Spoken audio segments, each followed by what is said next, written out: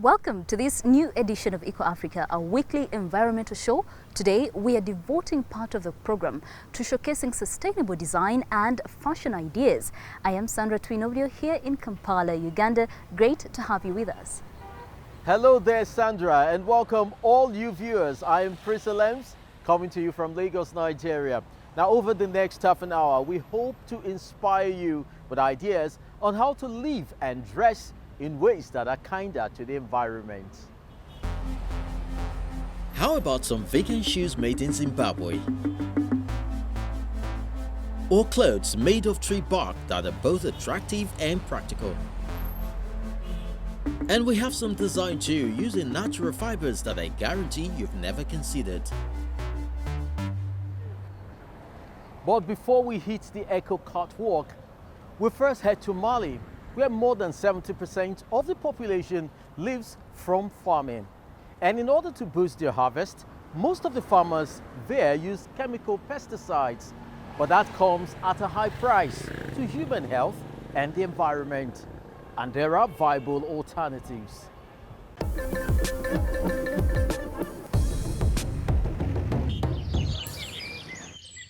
4,000 orange trees spread over 15 acres. This is the Diara agriculture farm near Mali's capital, Bamako. For a long time, a tiny pest caused massive damage here, the white termite. The insects infests the trees and eats through the roots, causing them to stop bearing fruits. We tried many different chemicals in our fight against the termite infestation and nothing worked. But then we started using neem oil, and not only did it work well, it's also a lot cheaper than conventional pesticides. Originally from India, the neem tree was introduced here in the 1960s for restoration purposes. The plant grows quickly and can handle temperatures up to 45 degrees Celsius, important for the country's hot climate. Now in abundance, they contain a host of useful ingredients, especially the fruit. When processed, the substance can be used for medicinal and agricultural purposes. But the potential of the neem oil as biopesticide is still largely unknown. There are only a few neem oil producers in Mali. One company in Ségou, 200 kilometers northeast of the capital. Producing neem oil is a lengthy process. Only ripe fruits that has fallen off the tree is collected and dried in the shade. The oil is extracted by cold pressing. A liter costs 15 euros and can be used to spray an area 1/3 the size of a soccer field. Oil producer Abdoulaye Sangare stumbled upon the neem tree's repellent attribute somewhat by accident. I saw a dog with a nasty wound on its head. It was shunned by everybody. They screamed when it came near. I already knew a little about the neem seed. It smells bad and it's bitter. So I took some seeds, crushed them, made a paste and put it on the wound. Immediately, the flies left the dog alone. There is now more than anecdotal evidence for the effectiveness of the neem. Mali's Ministry of Agriculture has been researching its beneficial properties. The active ingredients in neem oil is azadirachtin. That's what makes the neem-based product effective. It's been found to inhibit growth. So when certain insects ingest the substance, they don't develop properly. Neem oil is not toxic for humans or bees, but farmers still favor chemical alternatives, even though thousands of people fall ill due to pesticides poisoning in Mali every year. These chemicals are sold on every street corner. Especially in the rainy season, farmers buy pesticides in large quantities, 20, 30, 40 boxes. Farmers prefer using chemicals because it's simpler than using neem oil, says Habib Ajet. He offers training to people in the south of the country who want to switch to organic farming, and that involves learning how to make biopesticides. 1 part oil is mixed with 50 parts soapy water. It's then ready for spraying. The oil is light sensitive. However, and should therefore be applied after sunset. During the session, Habib Ajet discovered an infestation of army worms in the cornfield. The army worms were already gnawing on the buds of the corn. During the first treatment, we couldn't get all the eggs. Those we missed will hatch in 4 or 5 days, but we'll destroy them. And by repeating the treatment 4 times a month, we'll eradicate them completely. The specialist has already convinced Isiaka Kone that the new product is right for him. The neem is a tree that we have all around us. The oil is not very expensive to process, so I'm delighted with this information. Back at the orange plantation near Bamako, the farm now supplies organic oranges to the entire region. Their success could inspire other farmers to use neem oil and combat pests without harming the environment. Here on Eco Africa, we've often looked at different ways clothing, including shoes, can be produced sustainably. Change is urgently needed. The textile industry alone uses nearly 80 billion cubic meters of water each year. Now, one small company in Zimbabwe has come up with its own sustainable model. A worthy candidate for this week's Doing Your Bit.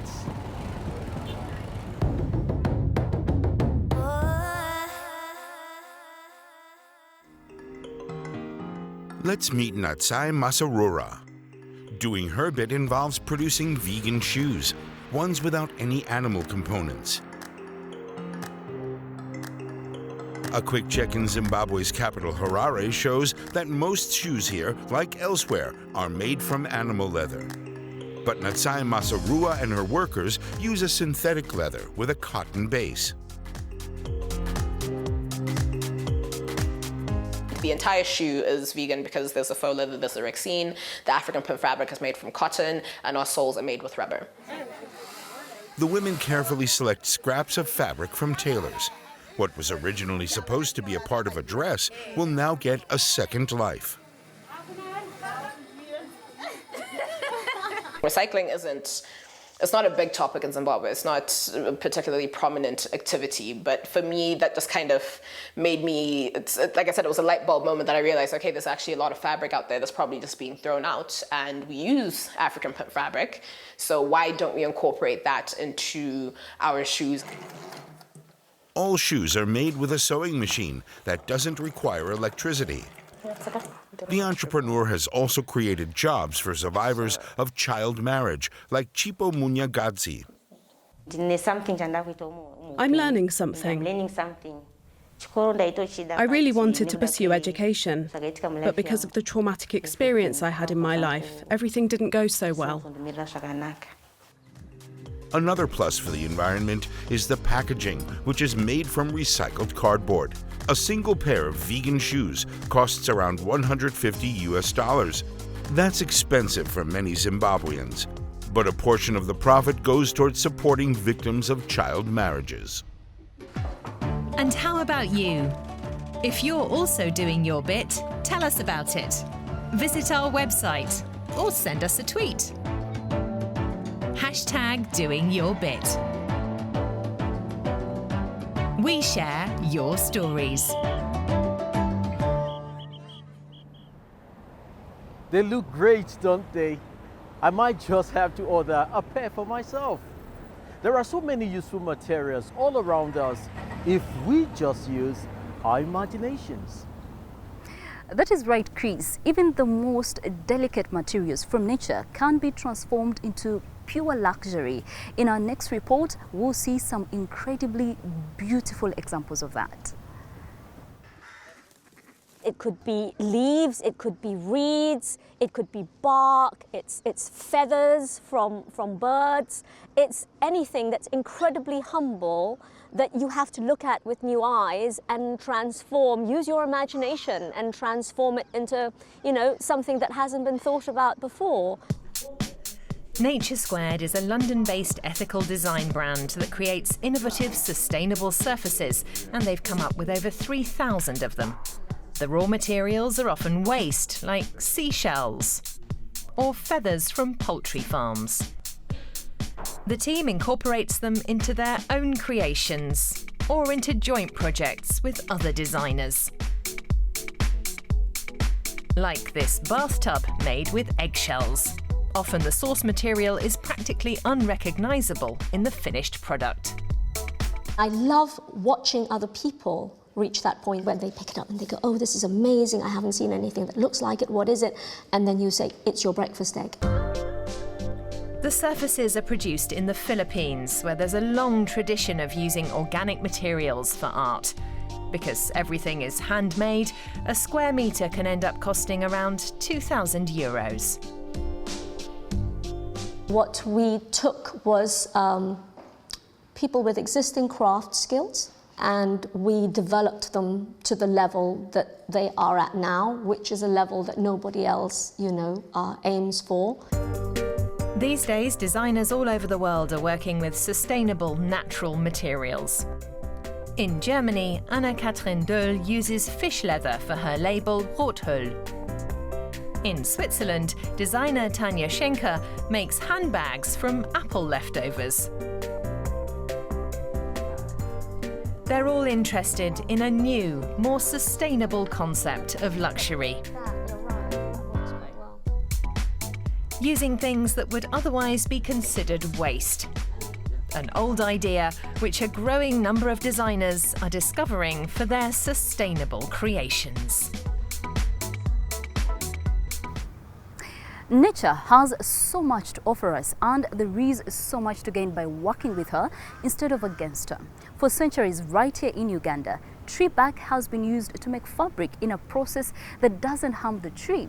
As we know, demand for clothing made of natural fibers is growing all over the world, with more and more people keen to move away from the synthetics. So, could Uganda's bark cloth become a global fashion trend that can help save the environment? This bark will be used to make clothes. After a drawn-out and complex process, it will be turned into fabric for Doreen Namatovu's creations. The designer makes fashion from bark cloth in her studio in Kampala. In Uganda, it is an age-old tradition and one she thinks has a lot of potential.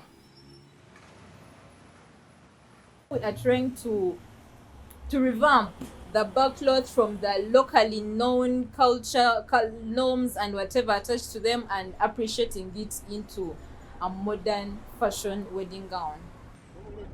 Namatovu gets the bark cloth 280 kilometers from the capital, where the traditional technique is still practiced. Here, cloth is made from the inner bark of the natal fig, locally known as the mutuba tree. After the bark is carefully peeled from the tree trunk, it is soaked in hot water for several minutes. This is primarily done to remove sap, but also to soften the material. Then the bark is beaten with wooden mallets. It takes hours of pounding and stretching before a usable broad fabric is created. While the cloth dries in the sun, Namatovu talks to Bukenya Katamira. The designer also wants to adopt a tree. In future, she will get all the bark cloth from a particular tree at an agreed price. Because I want this bark cloth every year. So in that process, the farmer will make sure he plants more and more trees and also keep those ones that he already has. Bukenya Katamira plants a new tree every time one is adopted. But he also takes care to protect freshly peeled ones. They are wrapped in banana leaves and left in peace to give them time to rejuvenate. After a year, Katamira can harvest new bark from the same tree. This process can be repeated for up to 60 years. I'm confident that even my grandchildren will earn from the tree without cutting it down. They'll continue to get more benefits from keeping it. Katamira also wants to safeguard the art, which is on UNESCO's Intangible Cultural Heritage list. He's worried too many trees have been cut down and that young people are choosing Western styles over this eco-friendly traditional one. He now trains craftsmen in the technique, which also creates jobs. If you cut down a matuba tree to make charcoal, for instance, you can make quick money, but only once. If I harvest the bark, I may earn less money, but I'll be able to get that money over and over again, for years. Bukenya Katamira wants the bark cloth to be promoted as a sustainable alternative to wood, plastic, and even paper. He has already partnered with local artists to further explore the renewable material. Doreen Namatovu's bark cloth gown is now finished. She hopes for more visibility for this African heritage and its role in protecting the environment.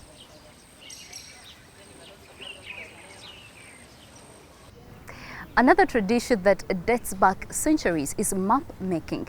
Those visual representations of cities and countries have helped us navigate the world. Not only that, maps are useful for planning municipal services like utility and waste management. That's right, Sandra. But how does that work in an informal settlement? Without a detailed grid, it can be hard to set up those basic services, making life for residents unpleasant and unhealthy. Coming up is an innovative and solution-oriented idea from India that could easily be applied here in Africa.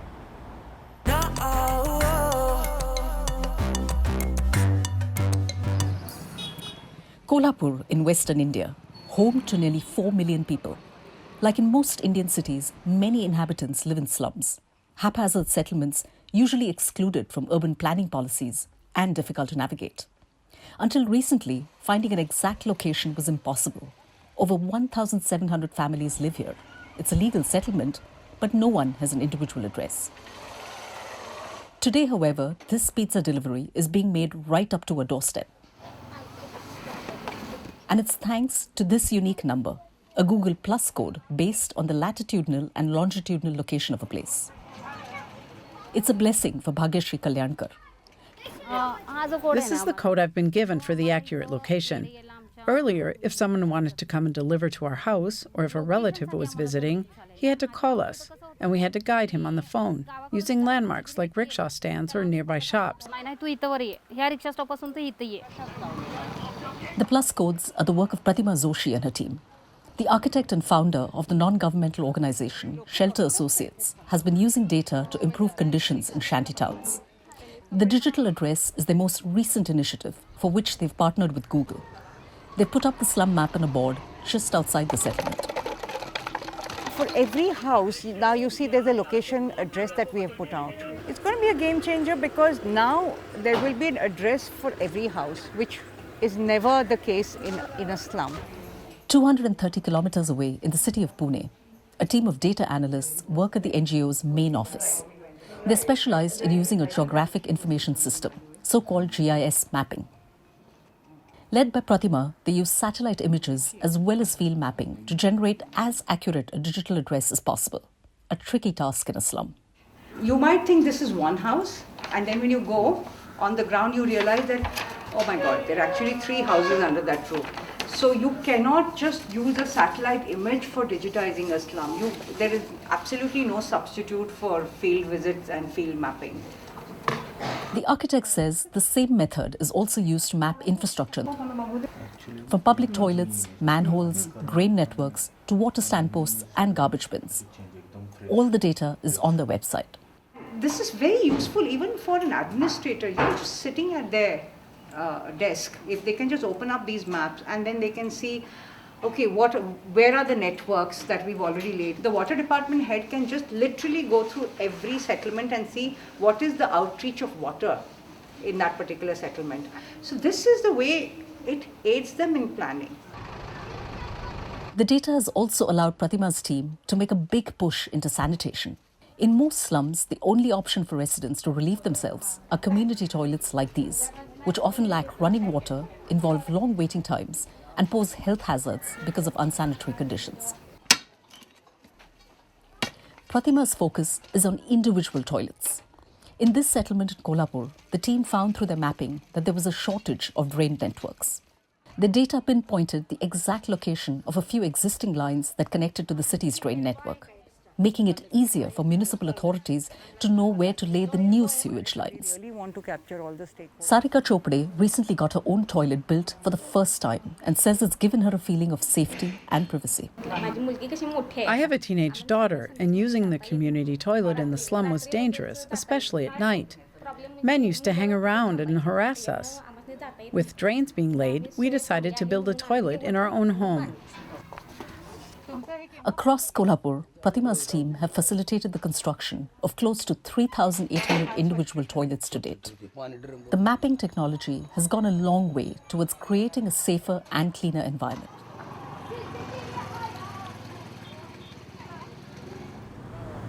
When you think about how much sunshine Africa gets, you might be surprised that solar power is not used more widely. Now, part of the problem is that many companies and private households can't afford the initial outlay involved in buying solar panels. But we have a story from Kenya that shows it doesn't have to be that way. Very little scent. Her love for flowers has brought Grace Nyache a long way. Today, she's the proud owner of a flower farm in the town of Thika, near Kenyan capital Nairobi. It's a certified fair trade company with more than 500 employees. The reason that there is seed roses and we have flowers on this farm is because of my love for flowers long before I even bought this farm. For me, it was very important that I worked with a product that I liked myself. Her nearly 30 hectares of land are covered with greenhouses. All of the flowers are grown without the use of chemicals. Once harvested, the roses are packed and placed in a cold store. Both the cold store and the artificial lighting use a lot of electricity. But the power supply isn't always reliable in Kenya, and power cuts are frequent. So for years, Grace Nyache looked for alternatives. Renewable energy sources like solar power were always very expensive. But last year, she got a solar system that offers up to 150 kilowatts of power, financed with the help of a German startup called EcoLego. They came first of all to educate us about the benefits of solar energy. And along the way, they also showed us that it was possible for us to start with just a few steps and get to a place where we can have solar energy. She now pays around 2,400 euros a month to the startup. It's a lot of money, but still around 30% less than she used to pay for electricity. After 9 years, the system will be paid off and she'll only need to finance the maintenance cost.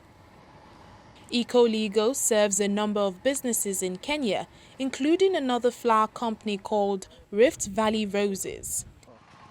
The firm already has rooftop solar panels from EcoLego. But more electricity was needed.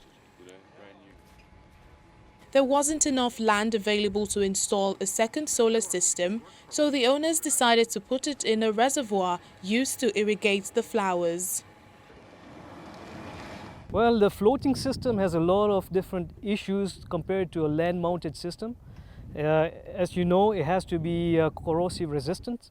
You have to now understand how to moor things because you're talking about something that floats, and we don't know any of these items. So we had to rely deeply on the knowledge of the technical team at EcoLego.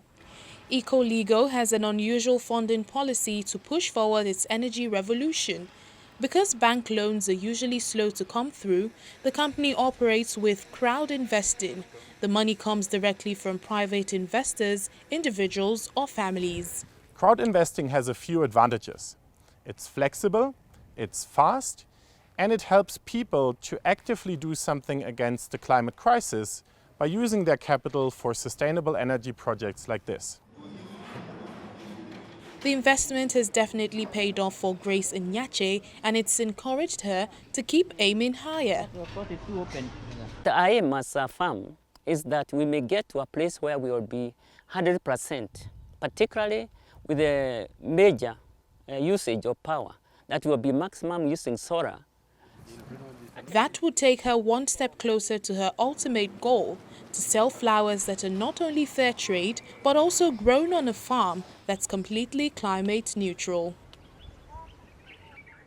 Wow, impressive. The best of luck to her. And with that image of all those beautiful flowers fresh in our minds, it is time to say goodbye from Kampala here in Uganda. Until next time, bye-bye. And if you can't wait till next week, don't forget, you can always check in with us on social media. In the meantime, stay healthy and see you all soon.